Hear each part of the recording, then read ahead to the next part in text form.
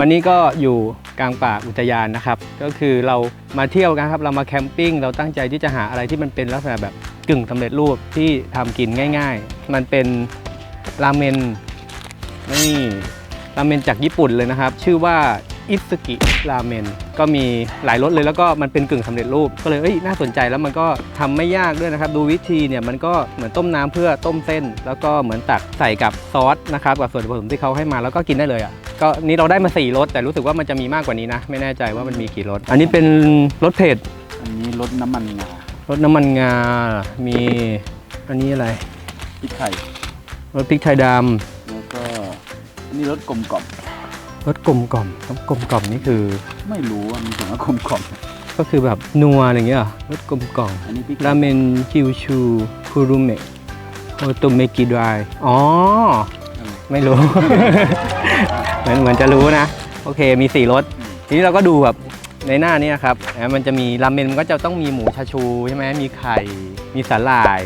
มีหอมเราก็เลยมีของกึ่งสำเร็จรูปแล้วเราก็จะทำของที่ทำง่ายๆที่กินกับราเมนแล้วก็อร่อยเร็วนี้เราจะทำไข่ต้มแล้วกันใช่เรามีไข่ต้มละหนึ่งแล้วก็เราจะทำหมูชาชูเป็นหมูชาชูแบบหมู3ชั้นอีกสไตล์หนึ่งจะได้รสชาติที่แบบนุ่มละลายในปากโอเคแล้วเราต้มไข่ก่อนเลยนะครับเจ้าก่อนไฟแรงโอเคเดี๋ยวรอน้ำเดือดนะครับอันนี้ก็ในระหว่างที่เรารอน้ำเดือดเรามาเตรียมอุปกรณ์ที่จะทำหมูชาชูแล้วกันก็คือมี3ชั้นนี่เราไม่ทำแบบม้วนปกติก็จะมีแบบม้วนใช่ไหมครับถ้าเกิดแบบม้วนเราต้องเป็นชิ้นใหญ่แล้วก็ม้วนแล้วก็ต้มใช้เวลานานแล้วก็เวลาทำเสร็จเนี่ยต้องเอาไปชิลเอาไปแช่เย็นก่อนแล้วถึงจะมาทำแต่นี้ก็คือเป็นวิธีที่เราทำแล้วก็กินง่ายๆได้เลยก็คือหมู3ชั้นโรยเกลือนะครับทั้งสองให้ทั่วอ้าวปิดไปกรี๊ดกรี๊ดเยอะไหมนะเค็มปะนะอีกฝั่ง แต่ นึ เกลือง นี่โอเคนะมันไม่เค็มมากนะใช่อร่อยด้วยอีกด้านหนึ่งโอเคใช้มือนวดสัมผัสหน่อยนี่ก็รอน้ำเดือดนะครับร้อนใช่ได้ไปก็ในน้ำที่เราต้มไข่เนี่ยก็จะใส่เกลือเล็กน้อยนะครับ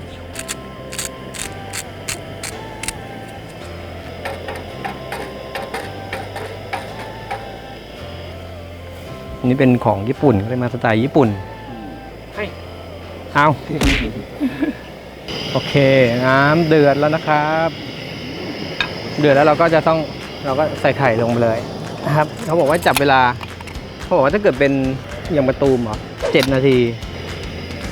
ลงไปแล้ว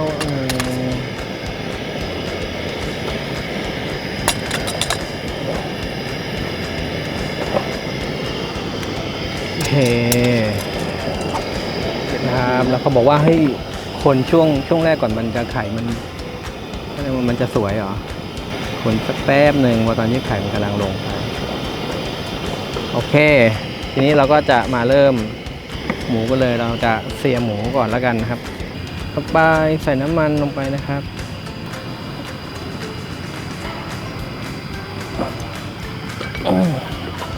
ที่นี่ไก่เยอะมากเยอะจริงๆสักเมนูไหมกำลังคิดอยู่โอเคครับก็จะเอาหมูลงไปเลยนะครับเราเอาด้านหนังลงก่อนแล้วกัน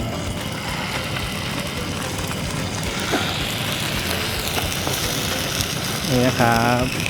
ทิ้งไว้เลยนะครับก็เดี๋ยวดูสีมันประมาณด้านละประมาณ5-10 นาทีเราเสียเพื่อจะให้มันเก็บความชุ่มชื้นของข้างในหมูเอาไว้อันนี้ต้องระวังน้ำมันก็กระเด็นนิดนึงนะครับช่วยได้ใช่ไหมอันนี้เข้มอย่ากลัวสิโดนเหรอโดนสิทำไมมันทำงานมันไม่มาทางนี้วะดึงมาขอบล่างพี่โอมได้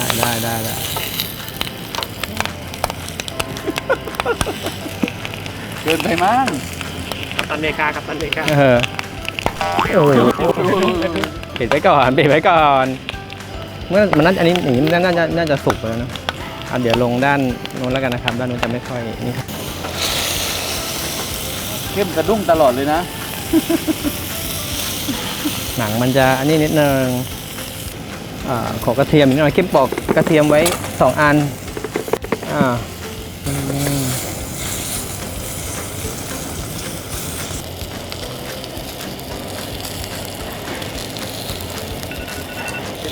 โอเคครับอันนี้ไข่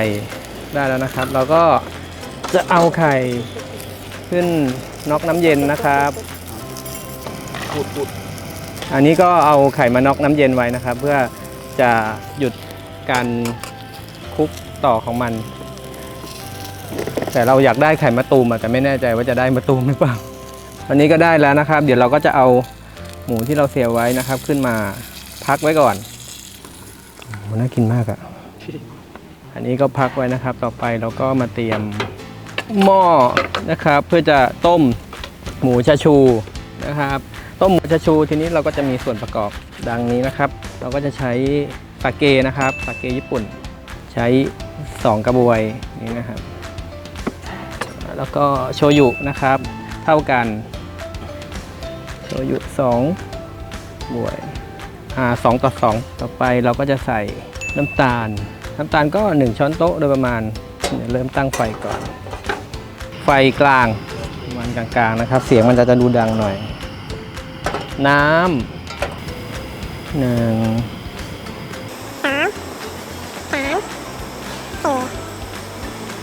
5 กระบวยนะครับชึบเราก็ตั้งไฟต่อไปก็คือกระเทียมที่ให้เข้มปอกเมื่อสักครู่นะครับ2 กีบไม่ต้องทุบครับใส่ลงไปเลยครับต่อไปก็คือเนงิต้นหอมญี่ปุ่นหั่นประมาณ2 นิ้ว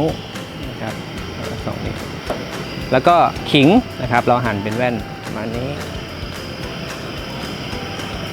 แล้วก็รอให้เดือดนิดนึงนะครับเดี๋ยวก็เดือดแล้วเราก็เอาตัวหมูลงได้เลยโอเคเดือดแล้วนะครับเอาชิ้นหมูลงไปนะครับ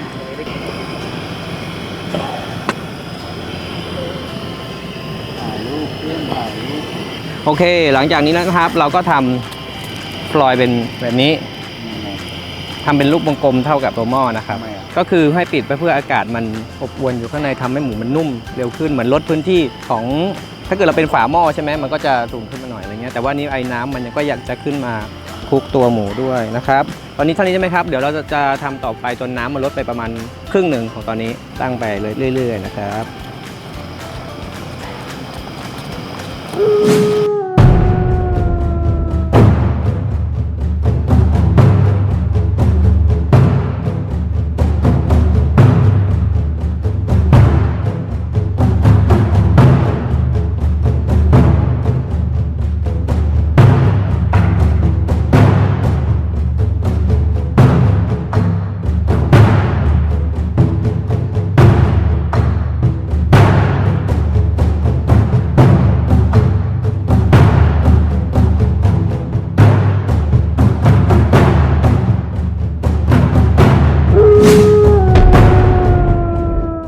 โอเคเรียบร้อย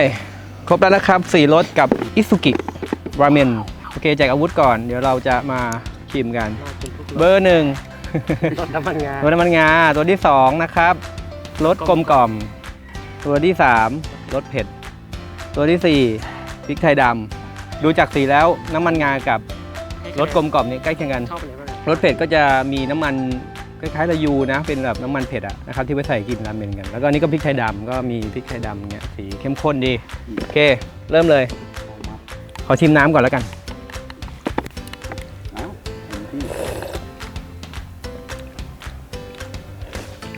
เหลือบ้างเ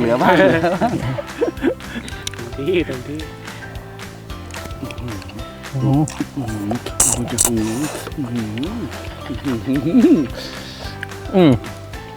เส้นหนึบ ยังไง หนึบดีหนึบ แล้วรสชาติ มันหนึบแต่ก็นุ่มอ่ะ เค็มป่ะ อันนี้จะเค็มๆนะ เค็มออกเค็ม อันนี้ออกเค็ม เค็ม อย่างนี้ต้องซูดใช่ไหม คือ นี่นิ่งไปนึกว่าติดคอ คล้ายกับอะไรสักอย่าง ใช่ มีกลิ่นน้ำมันงาไหม แต่เส้นไอ้นี่เลยนะนุ่มลื่นรสที่2นะ อันนี้กลมกล่อม นาน อืม โคตรให้ดัง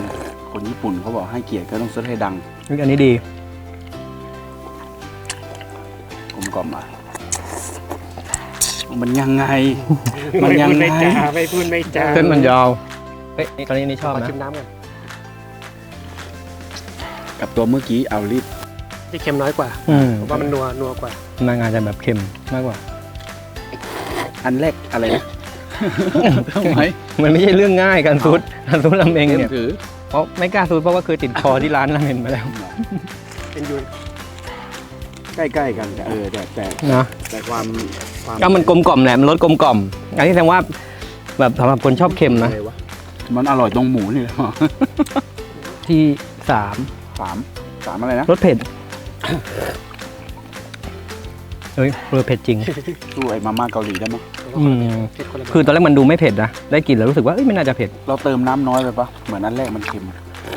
แต่ว่าอันที่สองมันโอเคนะ เผ็ด รสเหมือนกันแต่ รส แค่เผ็ดมากกว่าอย่างนี้เหรอ ก็ใกล้เคียงกับกลมกล่อมนะแต่มีความเผ็ด นะมีแบบน้ำมันเผ็ดๆเข้ามามีกลิ่นของพริก มัน ยังไง มันกลิ่นน้ำมันระยูน้ำมันพริก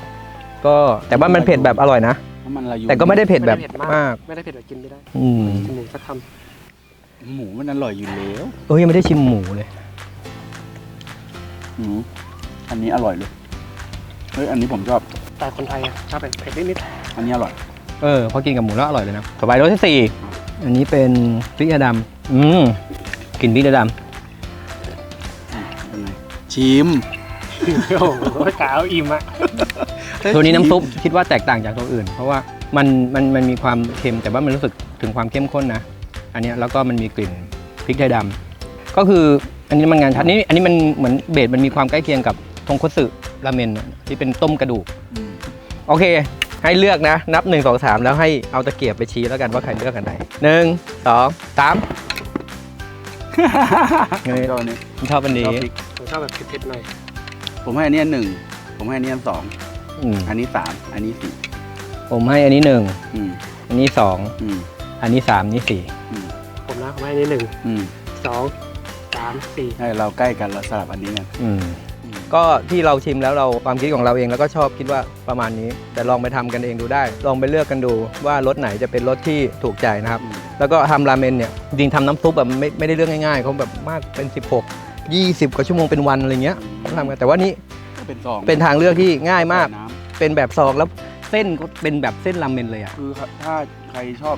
ให้มันเข้มข้นหน่อยก็เติมน้ำน้อย คือมันดีตรงที่ถ้าเกิดบะหมี่กึ่งสำเร็จรูปทั่วไปที่เป็นรสชาติพวกนี้มันก็มีแต่เส้นมันไม่ใช่ไง อันนี้มันแบบมันเส้นราเมนเลยอะเส้นราเมนเลยอะ ๆเดี๋ยวค่อยกินให้จบก่อนเอ้า โอเคครับ ในป่า อร่อย กินราเมงใน กิน ป่า ราเมนรสชาติแบบต้นตำรับญี่ปุ่นกลางป่า อยู่ที่ไหนก็ทานได้นะครับ ต้มน้ำง่ายๆ ต้มเส้น ผมไปซื้อตอนมันลดราคา มัน พอดี มาจัดโปรโมชั่นใช่ไหม ใช่2 ซองจับคู่ร้อยกับ9 บาท รส 54 บา ชา ท ติเหมือนกินในร้านอาหารนะถือว่า ร้านอาหารเท่าไหร่อ่ะ ถือว่าคุ้ม ราเมนก็ส่วนใหญ่ก็ต้องเกือบ2อย่างเต็มที่ก็100ปลายๆเกือบ200อ่ะ โอ้ยนี่ ใช่ไหม โอ้ยจริงเหรอ 200 ก็ถูกกว่าเกือบ 3-4 เท่าอ่ะ สำหรับวันนี้ก็